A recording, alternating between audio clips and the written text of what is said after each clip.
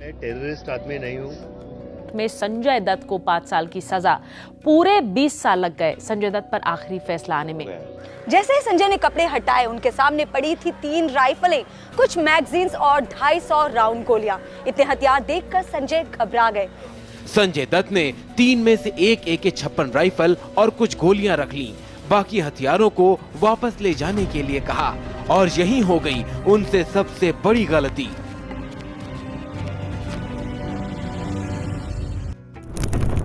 दोस्तों, जिसने कभी मुन्ना भाई बनकर हंसाया तो कभी गैंगस्टर बनकर रुलाया, ये कहानी है उस सितारे की जिसने शोहरत पाई, बर्बादी देखी, जेल की सलाखों के पीछे वक्त बिताया और फिर दोबारा बॉलीवुड में छा गया। दोस्तों, यह कहानी है संजय दत्त की, यानी कि बॉलीवुड के बाबा की। दोस्तों, बता दें कि 29 जुलाई 1959 को मुंबई में जन्मे संजय दत्त का जीवन एक फिल्मी कहानी जैसा ही रहा है। उनके पिता सुनील दत्त एक सम्मानित अभिनेता और बाद में सांसद बने। माँ नरगिस उस दौर की सबसे लोकप्रिय अभिनेत्रियों में से एक थी। दोस्तों, बता दें कि इनको माता पिता का प्यार मिला, लेकिन माँ नरगिस की कैंसर से मौत हो गई। माँ की मौत ने उन्हें अंदर से तोड़ दिया। दोस्तों, इनकी माँ की मौत रॉकी फिल्म के रिलीज से पहले हुई और इस सदमे ने इन्हें मानसिक रूप से बहुत ही कमजोर बना दिया। और यही वह दौर था जब संजय दत्त धीरे धीरे नशे की गिरफ्त में जाने लगे। दोस्तों, 20 साल की उम्र तक संजय दत्त ड्रग्स के बेहद गंभीर शिकार हो गए थे। उन्होंने एक इंटरव्यू में बताया कि वे हर दिन हीरोइन, LSD, कोकीन और शराब का सेवन करते थे। पिता सुनील दत्त ने उनका इलाज करवाने के लिए उन्हें अमेरिका के एक रिहैब सेंटर में भेजा। लगभग 2 साल के इलाज के बाद संजय दत्त नशे से पूरी तरह से बाहर निकले। दोस्तों, इन्होंने रॉकी फिल्म के बाद कुछ और फिल्मों में बहुत ज्यादा स्ट्रगल किया, लेकिन 1986 में एक फिल्म आई जिसका नाम था नाम। यहाँ से लोग इनको जानने लगे।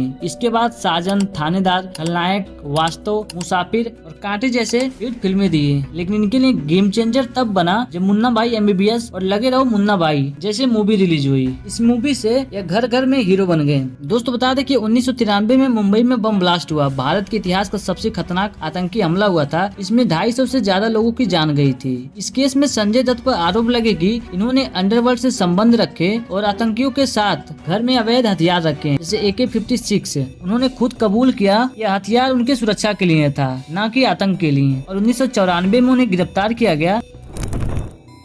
संजय दत्त अपने परिवार की सुरक्षा को लेकर परेशान हो गए और यहीं से शुरू हुई उनकी और AK-56 की कहानी।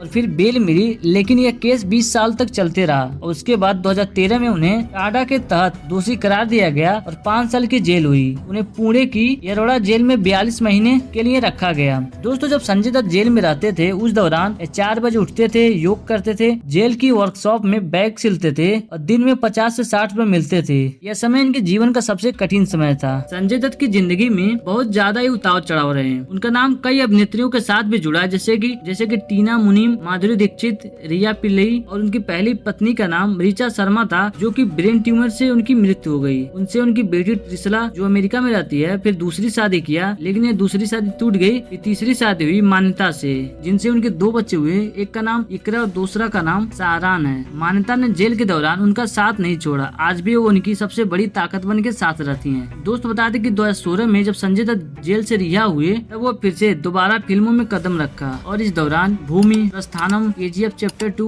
शमशेरा ऐसे हिट फिल्में दी हैं। और इतना ही नहीं, 2018 में उनके ऊपर एक बायोपिक बनी जिसका नाम था संजू, और यह मूवी बॉक्स ऑफिस पर 300 करोड़ कमाई की, जिसमें रणबीर कपूर ने उनका किरदार निभाया। दोस्तों, बता दें कि आज संजय दत्त न सिर्फ एक्टर है, बल्कि कैंसर से जूझने वाले लोगों के लिए एक प्रेरणा भी है। 2020 में उन्हें स्टेज 3 का लैंग कैंसर हुआ, लेकिन उन्होंने उसे मात दे दी। वे युवाओं को ड्रग से दूर रहने के लिए सलाह देते हैं। दोस्तों, इतना ही नहीं, आप अक्सर उनके बारे में सुने होंगे, उनको लोग बाबा कहते हैं, बल्कि उनका नाम बाबा है भी नहीं। लेकिन फिर लोग इनको ऐसा क्यों कहते हैं? दोस्तों, बता दें कि संजय दत्त को उनके करीबी दोस्त और फिल्म इंडस्ट्री के लोग प्यार से बाबा कहते हैं। यह नाम उनके बचपन से ही पड़ गया था। उनके पिता सुनील दत्त उन्हें बचपन से ही प्यार करते थे और उन्हें बाबा कहकर बुलाते थे, और यही नाम बाद में इंडस्ट्री और दोस्तों के बीच फैल गया। दोस्तों, बता दें कि संजय दत्त का व्यवहार शांत, साधारण और अक्सर गंभीर रहता था। वह कम बोलते थे, गुस्सा बहुत ही कम दिखाते थे और लोगों की मदद करते थे। ऐसे स्वभाव वाले इंसान को आमतौर पर लोग बाबा कहते हैं, जैसे कि एक संत। जब संजय दत्त नशे से बाहर आए और जेल के अनुभव के बाद पूरी तरह बदल गए, तो उनका जीवन और सोच और भी शांतिपूर्ण हो गया और वह दूसरों को नसीहत देने लगे, मोटिवेशनल बातें करने लगे। इससे भी उनके व्यक्तित्व को बाबा जैसा बना दिया। दोस्तों, आशा करते हैं उनके जीवन का स्टोरी आपको पसंद आया होगा। मिलते हैं नेक्स्ट वीडियो में ऐसे इन्फॉर्मेटिव वीडियो के साथ। तब तक के लिए गुड बाय।